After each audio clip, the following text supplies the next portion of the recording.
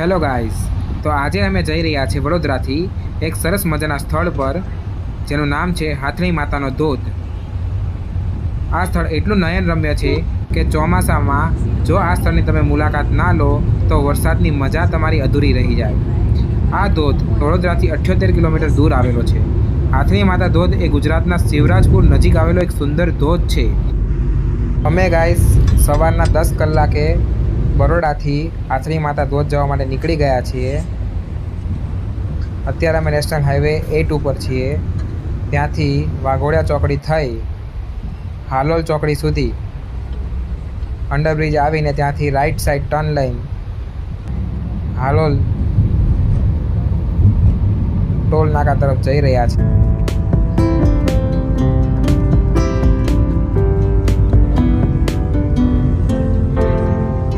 ફિલહાલ અમે હાલોલ રોડના ટોલ નાકા પાસે પહોંચી ગયા. આ ટોલ રોડ પર મિત્રો એક ફ્રી કાર લેન છે. આ કાર લેનનો યુઝ કરવાથી તમારા ફાસ્ટેગમાંથી કોઈ પણ પ્રકારનો ચાર્જ કપાશે નહીં. અહીંયાથી પાવાગઢ સુધીનો રસ્તો ખૂબ જ સારો છે. 4 લેનનો રોડ છે. આજુબાજુ ખૂબ સરસ ગ્રીનરી છવાઈ ગઈ છે અને ટ્રાફિક પણ અહીંયા ઓછો રહે છે. એટલે તમે આરામથી વડોદરાથી હાથણી માતા જવા માટે 2 કલાકનો સફર કાપીને સમયસર તમે સ્થળ પર પહોંચી શકો છો. જો મિત્રો, સાથે વરસાદના છાંટા પણ ચાલુ થઈ ગયા છે એટલે ખરેખર ડ્રાઈવ કરવાની વાતાવરણ ખૂબ સારું હોવાથી ખૂબ જ મજા આવે છે.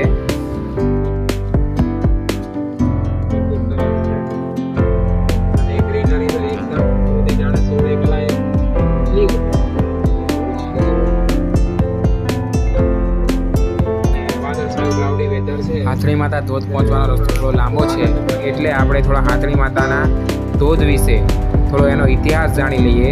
હાથણી માતાનું મંદિર ત્યાં આગળ આવેલું હોવાથી આ ધોધને હાથણી માતાનો ધોધ કહેવાય છે.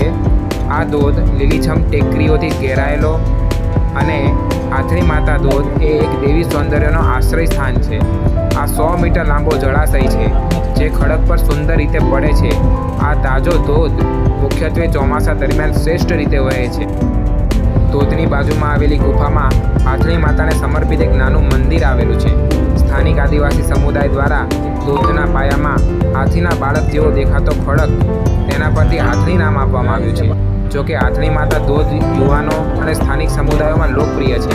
તેના સ્થાન અને મોસમી ઘસારાને કારણે તે જાંબુઘોડાના ઘણા અવિભાજ્ય રત્નોમાંનો એક છે અને વડોદરાની યાત્રા દરમિયાન મુલાકાત લેવા યોગ્ય સ્થળોમાંનો એક છે. આ સ્થળ તરફ જતો રસ્તો ખૂબ જ સારો છે પણ આગળ જતાં ખૂબ સાંકડો પણ છે. મિત્રો, અહીંયા રસ્તામાં તમને સરસ મજાના ગામડાની સફર પણ કરવા મળશે. ગામડું ખૂબ સરસ દેખાઈ રહ્યું છે.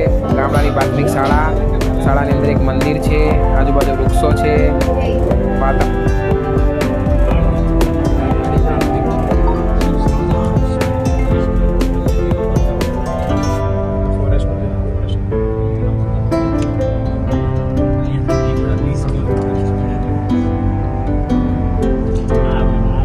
હવે મિત્રો આપણે જંગલ વિસ્તારમાંથી પસાર થઈ રહ્યા છે. ચારે બાજુ ખૂબ જ ઝાડ અને વૃક્ષો છે અને જંગલ ખાતા તરફથી અલગ અલગ સાવધાન રહેવા માટેના અને જંગલ ખાતાના નિયમો જેનું પાલન આપણે નાગરિકોએ કરવાનું છે તેની સૂચનાઓ આપવામાં આવી છે. અહીંથી મિત્રો થોડો રસ્તો સાંકડો છે એટલે અહીંયા શાંતિથી અને જાળવીને ડ્રાઈવ કરવું, કારણ કે સિંગલ પટ્ટીનો રોડ છે.